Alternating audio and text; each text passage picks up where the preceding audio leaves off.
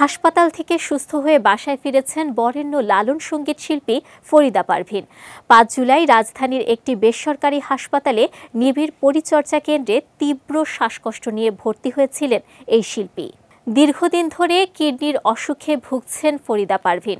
সপ্তাহে ৩ বার ডায়ালাইসিস নিতে হয় তাকে। সেই সাথে রক্তের সংক্রমণ, নিউমোনিয়া, ডায়াবেটিস সহ একাধিক শারীরিক জটিলতাও রয়েছে। কিছুটা সুস্থ বোধ করলে ওই হাসপাতালের কেবিনে নেওয়া হয় তাকে। অবস্থার আরও উন্নতি হলে ২১ জুলাই মধ্যরাতে ফরিদা পারভীনকে বাসায় নেওয়া হয়েছে বলে জানিয়েছেন তার ছেলে জাফর ইমাম নুমানি। নুমানি আরও বলেন, মাকে গতকাল রাত পৌনে ১২টার দিকে বাসায় নিয়ে এসেছি। তিনি আগের চেয়ে অনেক ভালো। এখন নিজ থেকে খেতে পারছেন, তবে হাঁটাচলা এখনও শুরু করেননি। ফিজিওথেরাপি দিতে হবে তাকে, এরপর হাঁটাচলা শুরু করতে পারবেন। মায়ের জন্য সবাই দোয়া করবেন, তিনি যেন সুস্থ হয়ে আবারও গানের ভুবনে ফিরতে পারেন।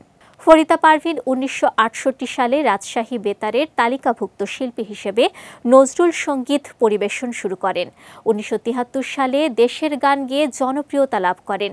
১৯৮৭ সালে সঙ্গীতে বিশেষ অবদানের জন্য ২১শে পদক পান এই সঙ্গীত শিল্পী। ২০০৮ সালে তিনি জাপান সরকারের পক্ষ থেকে ফুকুওয়াকা এশিয়ান কালচার পুরস্কারও পেয়েছেন। ১৯৯৩ সালে জাতীয় চলচ্চিত্র পুরস্কার পান এই গুণী।